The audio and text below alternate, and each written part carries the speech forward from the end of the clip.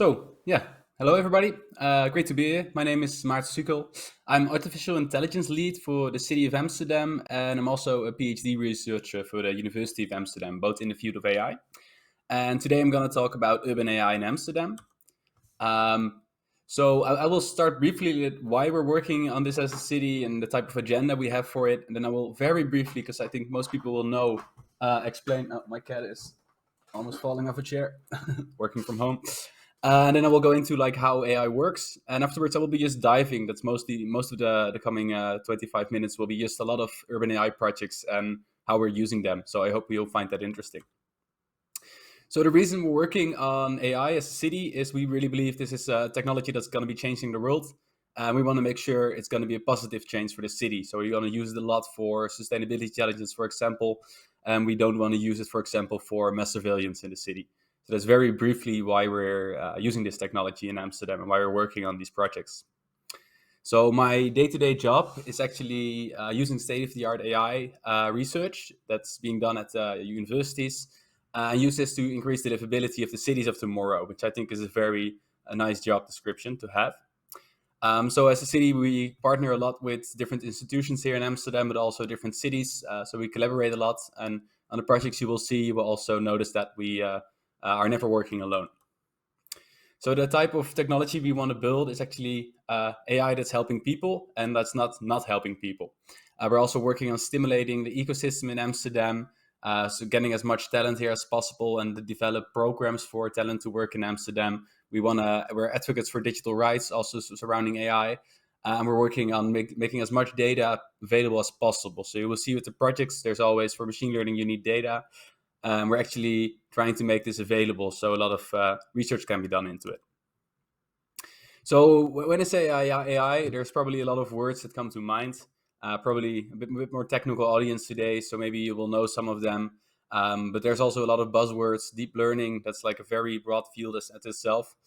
So I will briefly explain one type of AI, and then show. Now I will start with a few examples, and then I will explain the type of AI that's actually changing a lot of things. So one thing you see here is, for example, pose estimation, where you can take a 2D image, and basically what it will do, it will extract the skeleton of a person. Not something we use at City, but just a nice example to see the variety of use cases. This is actually a computer vision solution we did during COVID. So we had a screen loaded up on a truck, and basically we had an edge device within the truck doing processing, and it would basically take a picture from the top of the truck and then show it on the screen, but then with edit where people were standing and if they were keeping sufficient distance. So not recording any data, but it was mostly just an interactive way of showing people, please keep your distance to prevent any COVID infections outside and inside. And this is me as Tom Cruise, actually. So not something we use as with the city, but it's something we like testing with. So we made this actually to see how easy it was to make a deep fake of somebody. And this took about, I think, with one developer, 24 hours to make, including the whole training of the model. And I expect in a year, everybody with a phone can probably do this within a few minutes. So most of the successful projects using AI are actually the ones where we use machine learning, something that, of course, the last 10 years has really been changing things. So, of course, before you would use machine learning, you had to describe a tree. You would say, okay, this is a green leaves and it has a brown trunk. That's about this width. But then, of course, there's always outliers, things you cannot program into.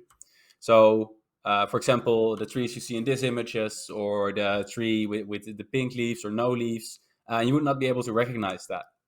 So when you're using machine learning, you're actually giving a lot of examples. So you're giving examples of trees, and you're giving examples of not trees. And you're using this to learn the program, basically how to detect what a tree is, which is, I think, very useful information. This is like the very basics. So I don't know how much of you already know this, but it's useful for one of the examples I'm going to give later. So I already showed a bunch of computer vision things, and there's a lot of different type of computer vision tasks that can be performed. So this is like, I would say, maybe not the top 5, but 5 very popular ones. So image classification, where you have an image and you actually, for the whole image, you're saying what it is. So it would say it's a dog. Instance segmentation is you're also detecting where the dog is on the image for every pixel. which is quite data intensive to train, but also very useful to use on an image because you get most information out of it. You have object detection, where you're basically putting a box on the image and the object to know where it's positioned on the image as well, apart from classifying it. You have counting, something I will show later as well. Very useful in the city, basically extracting the number of entities from, for example, dogs on an image is there. So this one would say 1. And then the last one, facial recognition, you will actually extract the identity of a specific person from an image. Actually, something in Amsterdam we do not use because we believe people should be able to roam the city freely. So, as I said, I will quickly go into some examples of AI and machine learning projects we've been doing. So first, I will be going into customer service requests, actually a system we're using that made the maintenance of the city much better. Then I will go into the object detection kit. It's a whole open source framework that we created to scan the streets of the city using computer vision. I will tell something about crowd counting systems we have, because the crowds in the city have become very interesting. We had already had issues with this before COVID because of tourists. Right now, of course, we have issues with places that are too crowded because we cannot enforce keeping distance there. And the last project I want to discuss is actually 3D point clouds. So we're using Lidar technology to capture maps of the whole city. It's about 6 terabytes of points. And then we're using AI actually to extract relevant information from that. So you could say like the harvesting of the data using new technology. So first going into the service request. So there's about 300,000 citizens making a service request every year. On some days it's more than 1,500. And in the old days, before we implemented the system a few years ago, most of this would be done manually, either by the citizen making a report or basically by the civil servant that's processing the report. And the task would be this. So basically they would make a report and say, it was Dutch, apologies for that. So the weather is nice and I want to enjoy it, but there's boats speeding on the canal, so I cannot sit here in peace. So before we would ask people what type of boat it is and what is this category.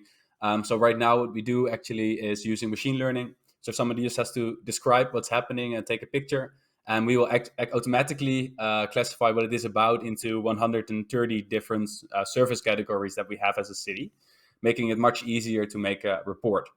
So basically, if somebody is saying there's garbage next to this container, based on the historical data, we're very good at classifying it into the most likely type of waste that we will find and know exactly what type of car to dispose.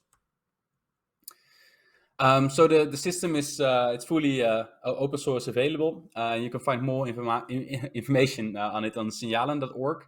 And as I said, how it works, a citizen goes to a web form or calls us and writes a description about what is happening. Then it will automatically be classified using machine learning and then handled by the right department. And actually, by implementing the system like this, customer satisfaction went up with 40%. And by the huge amounts of requests coming in, that's actually helping us to clean the city more effectively and maintain it and make it more safe. So that's a very nice application of machine learning. There is, however, an issue with machine learning. So as I showed before with the trees, for example, if there's a lot of examples of something, it's easier to detect it correctly because the model will be sort of tuned to it. So in terms of the example of the service request, it will work very well for Dutch requests and something that happens a lot. So for example, somebody saying it's not clean here. That's about 95% is Dutch and 60% is out garbage, so that will work. But for example, if somebody is speaking English and is notifying us about something that's not happening a lot, it's more likely that the system actually will route this incorrectly. And the next thing is, if somebody doesn't know how to use a computer or a phone or makes a lot of language mistakes or typos, it's going to become even harder. So that's the tricky thing with using machine learning like this. It does help the system, but it's also creating a certain bias and making biases that are already there stronger. So, of course, we build solutions into the system, for example, making sure that if there is doubt in the model, not a high confidence, we will have people check it. But at the same time, we're thinking with the advancements in, for example, the availability of cameras.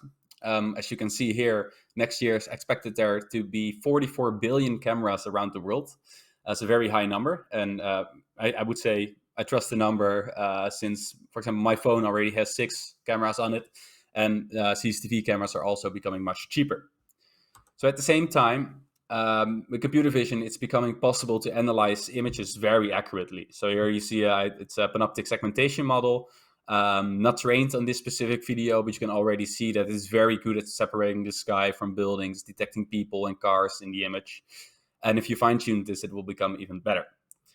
So we put these two together, actually these three. So the issue of service requests not coming in everywhere in the city, actually the advancements and the cameras becoming cheaper, and also the computer vision becoming better. And what we did is actually train a model that's capable of detecting garbage. And how it's working right now, actually, it's basically what we do is we have two smartphones. We hook them up to our trucks or our cars driving around the city. We have about 1,200 cars driving around, so that's more than enough to actually see all the streets of the city every morning. But we got very cheap hardware because we want to actually scan very frequently instead of doing it very good a few times a year, for example. So basically, we had very cheap hardware, smartphones of 200 euros attached to cars, and we drove around the city in order to be able to see what is happening where. So where's garbage, where's a mattress, is there bulky waste, is there something broken? And I actually used that for later to, of course, plan routes to make the city clean again. So the system is called Object Detection Kit. I will share some links later on. So as I said, it's like working with smartphones. So of course, Amsterdam, we're also biking around. So that's how we tested this in the first stage. But on the right picture, you see we'll actually have two cameras set up to both sides to be able to scan both sides of the street, actually. So this is all from the testing phase. Right now, we're mostly working with two cameras, as you see on the right side. So the nice thing with this is, of course, you can extract much more information from an image than just, what somebody describes to you. So, for example, if there's furniture or wood, you can actually start collecting these separately and recycling them. So another example is detecting a mattress next to the road. If you know exactly where all mattresses are in the city, we can actually send a separate car out, collect them, and recycle them, and then worth money instead of, well, them raining wet. Unfortunately, it rains here a lot, and then having to burn it, which will cost a lot of energy. But in order to train this model, as I showed with the trees as well, we need a lot of examples. So that's also why we did this test with the smartphones. We collected millions of images, and then for a selection of them, about 25,000, actually we added the labels. So this is garbage bags, this is cardboard, and we used that to train a new and better model, which we hopefully in a few months we will actually be publishing this whole data set, but also with this label, so people can make these models for all types of cities and actually start with using this type of technology for cleaning cities. So more information about this project can be found on the Amsterdam Intelligence website. I will tell more about it, but it's actually a website where we post updates about projects like this, or on the Object Detection Kit website, which is odk.ai. And there's also a paper published about the whole system, and there will be shortly there will be a new update about this as well. So, for something you'll think about with a system like this is privacy, which is very important to us. As I said, we want everybody to be able to roam around the city without feeling spied on. So we also need to collect data. So that's like a sort of an issue, because you want to collect as much data as possible to train these models and make them better and make the city a nicer place, but we don't want to collect images of people.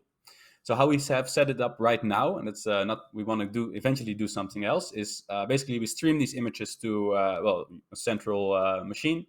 And the first thing that happens when they arrive is that we remove people and license plates from these images completely, because we don't need them, and we can always just do this as well when we're doing inference. So we remove that information, and that's how we do it right now, because we still need the examples to train the model. Eventually, what we want to do is only doing inference. So most edge devices can already run these models quite high frame rates.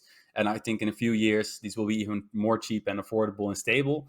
So actually what we can do is to create sensors that are capable of seeing what's on the streets without ever actually saving the images, making the privacy even better protected.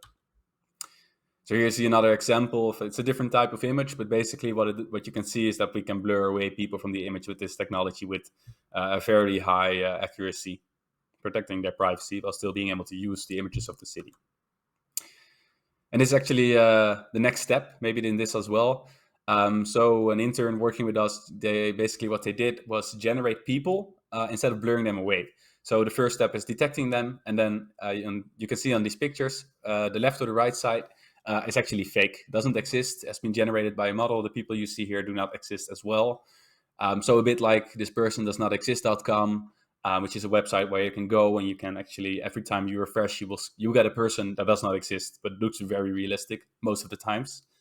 So this would also be interesting because that would allow us to just train a model on this and being able to do inference without having to filter out basically the people in the license plate, make the engineering a bit more affordable and needing less processing power on the edge devices. So I said before, we're also interested in where people are in the city. So not who they are, but definitely how many are in a certain area. So this is where we use, for example, crowd counting algorithms. So you can imagine we have like Marineterrein in Amsterdam. It is sort of a park, and we have several cameras set up there. It's like a testing zone for these type of systems. And for every camera, we can very accurately count the amount of people that is actually there. This was very useful during COVID, but also outside of it, so we can distribute the crowds over the park. So there's actually screens set up, as you can see in the animation, that will show what areas of the park actually are not full yet. So people can spread out a bit more, and this will actually, make sure that we can use the public space more. So basically what these cameras do, they stream it to the system called Public Eye, which you can also find more information on amsterdamintelligence.com. And then the image is turned into a number, and can do very accurate counts on quite a large area. So this is something else, I think, very promising technology. So these are point clouds we have of the whole city. So these are captured with a Lidar scanner. So basically that's, if you describe it very easily, it's a picture taken, but then for every pixel, you don't just get the RGB value, the color, you also get an XYZ value because you're also using a depth scanner. And this then is used to actually create this 3D representation of the whole city. Very interesting, of course. I think, for making games and everything, it would be great. But as a civil servant, as the information we need from this data, it's not yet at the fine-grained level that we need it to be. So we were thinking of combining this new way of collecting data and combining it with using machine learning. So as it says here, this will allow for a much more generic mapping of city, very accurate mapping of city. So how it will work is like you can see in this example. Of course, we have a lot of information about the city. So we know where buildings are, we know the ground level through the whole city, we know where trees are. So actually we create like a very semi-supervised approach of refining this data and doing classifications on it, where we're only doing class segmentation for the last part of it. So for example, is this a street light or a tree? Actually, we will use machine learning to train that, where we don't need a lot of training examples because we're actually using data we already have for the city to refine this. And this is then useful for extracting information, like the whole city, we know exactly where all the streetlights are, which is very useful information. For example, when someone is making a service request about it, is actually saying, okay, this is the streetlight that is broken, so we can know exactly what type it is and who to send there to repair it. And for example, if you think about the streetlights, there's about 125,000. So every bit of efficiency we can have in maintaining those is actually saving millions and millions and millions for the whole city. Same for the trees. There's almost, I think, more than 250,000.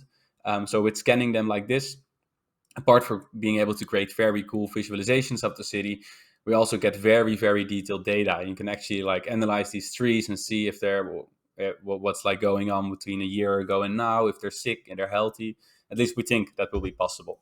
So that I think this is a very promising area in urban AI and artificial intelligence in general, where it can be used to capture the real world and then process to the level of information you require for the system you are creating. Yeah. So even though I'm trying to speak a bit fast to talk about as much projects as possible, I won't be able to do that within these 25 minutes. So I want to really tell you, we want to be very transparent about the projects we do and share the source code, for example, and the data where we can. So we have the website amsterdamintelligence.com, where we share this information. And actually there you can find much more about these projects, and I hope you will check it out and get some updates there. So some of the things I mentioned today, the object detection kit, where we scan the streets of the city, the 1.5 meter monitor, that was the truck where we would detect distance. We also have some information about projects where we actually use the good old 2D images of the whole city to find information.